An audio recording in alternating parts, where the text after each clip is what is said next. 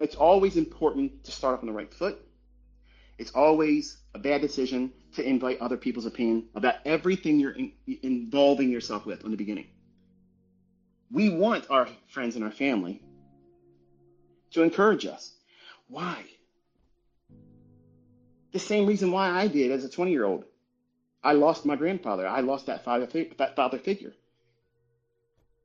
He wouldn't have lavished me. He would say, "Oh, son, you're going to do so good. I can't wait to see." He wouldn't have done that. He's an old man, old Navy man. He would have been like, "Just do your best." I said, "Okay, I'm going to live up to that. I'm going to live up to that, Pop. I'm going to do that. I'm going to do everything I can to make this man acknowledge that I have impressed him." So when it was taken from me when he died of cancer, I had a void. And I've carried it in my entire life. At 52 years old, I still can't fill that void. And God fills it a lot. But there's still this little itch that I can't satisfy because I can't see his face. Look at me. And you have that same experience when you first start to do something you want to accomplish something. You want to lose weight. You want to get in better shape. And what do? We turn to our spouse, our significant other, our friends, and our family members. "Yeah, I think I'm going to start this program." "Oh, you don't bother, man. Don't waste your time." That's the first thing that's coming out of their mouth. And if they're not spurting it out, they're thinking it. Because you can watch it on their face. They're thinking, "Yeah, we'll see." we're going to see, buddy. We're going to see. But that's not what you want. You don't want that. You want them to say, "You know what? That is awesome. You know what? Could you tell me a little bit about that? Because I would like to do that too." That's the response you're looking for. That's the response. You want people to get excited about what you're interested in, but you're not excited about it. But you absolutely fucking got to be excited. Like, you got to love it. You got to look at yourself and say, "You know what? Right now, I don't have it. I don't have it right now, but damn it, I'm going to get it." And every one of you yahoos that I'm related to has nothing to do with holding me back. You're all going to watch it happen. You're all going to choke on it. All of you that sat back and sit there and said, "Well, you know, Shelly says she's going to be a trader." Yeah, she's going to be trading, all right. Trading her time for money like we do. But in the beginning, that stuff cuts deep. It cuts deep. But you'll put on your best face like I was trying to do it as a 20-year-old. That doesn't bother me. But it crushed me inside. It crushed me.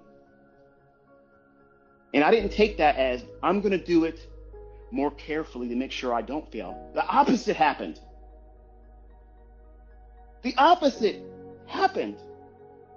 I dug deep and said, I don't give a shit how many times I fall on my face.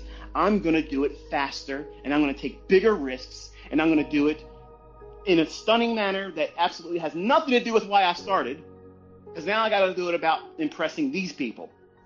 I got to impress my family, who they weren't even a factor in the beginning. They didn't tell me to, hey, start trading this way. And then I got to make them proud of me. That's not how it happened. My uncle introduced the idea of the trading, but he didn't teach me trading because he didn't know how to trade. And I wasn't interested the first time. I was young. I was a martial artist. I was a young teenager. I was like, man, I ain't got time for this. I got martial arts and girls. You gotta hear that, man. Stock market. I ain't trying to invest. What the hell's that? And to be honest with you, I really wasn't working then. So the concept of money was alien to me. I was actually very content and complacent being white trash, because that's exactly how I was raised.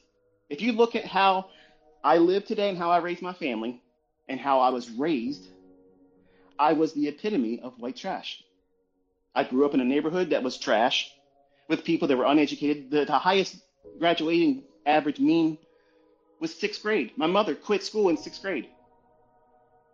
The only person in my family prior to me that were blood relatives that ever graduated was my aunt. Think about that. That's the pedigree I come from. Yeah, I'm as blue collar as you can get, baby.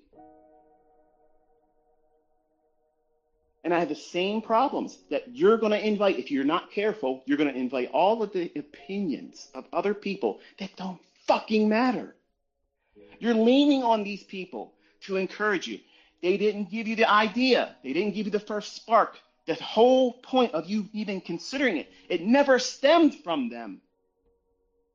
So why on earth would you invite them to give you their opinion when they're working for money, in debt, paycheck to paycheck, hating fucking life, and looking for any exit ramp to get out of the relationship because they hate the person they're married to or living with?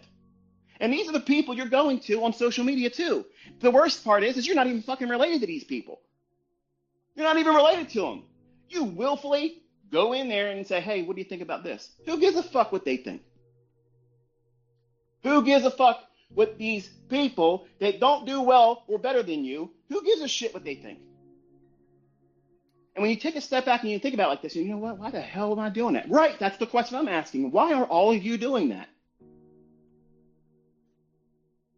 Because you're hoping, just like I did as a 20-year-old, that everything I was putting myself through or aspiring to be successful in, that my own family, you would think, right? My own family would be like, you know what? Michael, out of everybody in our family, if anybody was ever going to do well in this, it's you, buddy. I can see you doing it. Like, I can literally see you up there doing everything you're claiming you're going to learn how to be able to do. I can see that. That's exciting. Can I learn that too? That's what I wanted to hear. If I would have heard that, I probably would have done so much better in the beginning. I wouldn't have taken ridiculous fucking risks and blew my accounts because I'm trying to show them they're wrong. And the only thing I was doing was proving they were right. Think about it. You're doing the same stuff. Mostly the men. Women might be closeted because they still want to talk to their girlfriends. They want to talk to their closest cousin. Okay? Like my wife, she has a cousin. They say that they were like twins when they were younger. I don't see it because I would have never messed around with the other girl.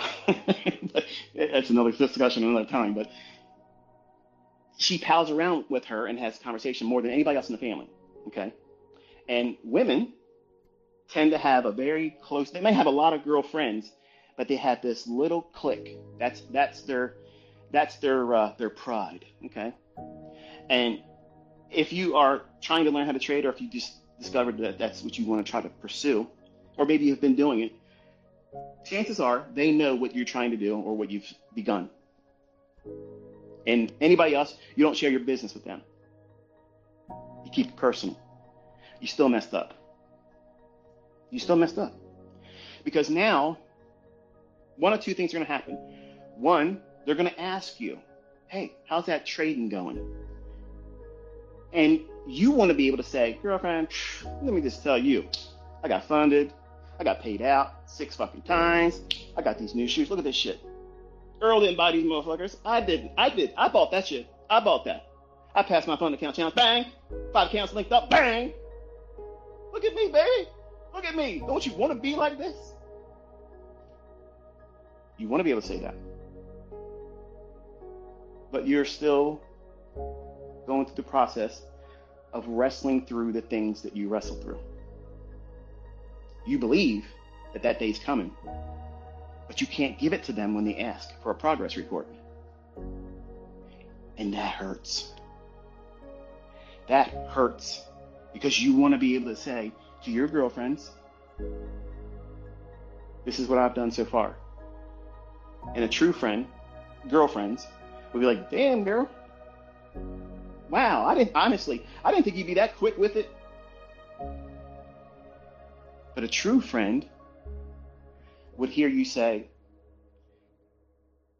it's harder than I thought it was going to be, but I'm not discouraged. I see progress. And I know if I keep working at it, I'm going to get what I'm looking for. And a true friend will be like, you know what? That's right, girl. You keep on. And that's what you want to hear. If you have a friend like that, man, you got a real friend. I didn't have friends like that. I had, man, I'll believe when I see it. My wife, still living the way she lives. If I tell her I'm going to do this, and she's like, I'll believe when I see it. I'm like, woman, are you crazy? Did you just see what I just did? Look what you just spent. Where the hell did that come from, right? But I'm sure she means it to be funny and silly all the time, but that's just that's the way we work together. Okay, that's our language with one another. She ribs me and I peacock around. But you're not going to get that encouragement you're looking for on social media. I promise you. You might get it in our community here if you hang around like-minded individuals, which is always called a cult. Okay, call it a cult because this is the cult of winning. I make winners. Now, everyone coming into this cult of winning isn't going to make it to be a winner because they're going to tap out. They're going to feel these struggles, these wrestling matches internally. They're going to feel it and be like, man, this isn't worth this, man. I thought it was going to be easy and fast. I ain't got time for this. What's my boys doing right now? Let's go. We got to go to the club. I need to get drunk. I need to get blazed up. What are you doing? You're medicating. You're self-medicating. That's exactly what you do in your journal. It's self-love there. You tell yourself all the time, encourage yourself. You write down in those journal entries everything that you want someone else that you love or care about the opinion of. You want them to say those things. You're waiting for it. You're listening. You just know that those words are hanging on their tongue and they're going to say it. Well done. Good job. Wow, I'm impressed by that. That's what you want.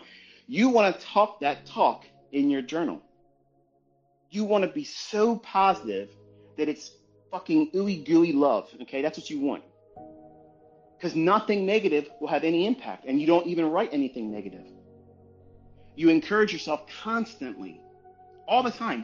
That journal needs to be something beyond the scope of a Mead spiral notebook.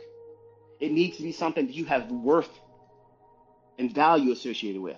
That's why my journals, they're anywhere between $80 to $100 a piece. Now, you might not have the money to be able to do that right now, but that's okay. But you need to think about what you're writing in. That's not some scrapbook where people just jot down things like, okay, well, I got to remember to do this and do that. Or where your kid can pick it up every now and then and draw and scribble on. What do you do? How do you keep your journal? Where do you keep it at? Do you have any regard for what you're writing down? Because if they're not treasures to you, if you're not making monuments to your progress, and it sounds narcissistic when we talk like that, doesn't it? To someone that doesn't journal, I don't journal. That's a fucking clown talking like that. That's somebody that is literally planning to fail or never being successful. And there's a lot of people in this industry that are idiots, and they're monetized and they're rewarded, but not for the basis of the ability to trade. They're monetized and rewarded for capturing and holding your attention to their bullshit. What are they producing?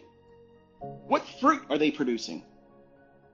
Who's coming behind them, listening to their logic and saying, well, that worked for me, look at me. I don't work anymore. I did what this goober's saying. It's very little of that going on. Very little of that. Here, we have those receipts. We have those people. We have them both in female and in male. We have them in older people and younger people. We have them in teenagers that haven't even got to 21 yet. And we have people in their 60s reporting that they're so thankful that they were given this opportunity. And it's a tearjerker for me when I hear things like that, because I look around and it's expensive as a fuck right now. It's so expensive. And I got lots of money and I still look at this grocery bill and I'm like, how the hell are people making it? Like, how are you all doing it? Leave comments if you feel open to do so. It's a struggle. And until you decide to make changes and refine your future self, you got to filter out all the negative stuff. That doesn't mean you can't acknowledge, like I just did here, saying, man, it's expensive. Acknowledge that. That needs to inspire your willingness to stick to it. Because you think it's just going to get cheaper? Do you honestly think things are going to be cheaper 2 years from now? No, they're not. When has ever been a time where inflation has impacted the things that we buy? And it causes shrinkflation and the amount of the product reduced in size, but they sell it for the same or if not more money. When has that ever happened? I remember as a kid, candy bars used to be 3 times the size that they're at. Not now. I never imagined looking at the things I spent money on, and people spend the majority of their money on junk food, like that's stupid waste of money. Are you doing those things too? Are you buying poor substances and calling it and lying to yourself and saying it's food? You're going to have a physiological response to the things you take in and ingest. If you're eating junk food and fast food all the time, you're drinking caffeinated drinks. I don't need a caffeine drink. I can be hopped up in a minute, just like that. I can talk myself up, bang, real high. But as you'll learn later in this Twitter space, you'll be able to talk yourself down like a Buddhist monk. Come down cold, cool, collected in minutes. And that's how you have to operate. You have to look at things in a manner where everything outside of you has no impact or influence over you. But are you doing the opposite right now? Have you been doing the opposite of that? Have you been using social media as a drug dealer, looking for that feel good buzz from ICT? Because if that's what you're doing it wrong. Yeah, you heard that right. You're doing it wrong. Social media is a cancer. And the worst thing you can do is live on it, elevating people to celebrity status, godlike personas. They want worship. And some of you want to worship. Some of you all want to be worshipers. Why? Why would you do that? There's only one deserving of that. And it ain't me. And it ain't nobody else on social media either.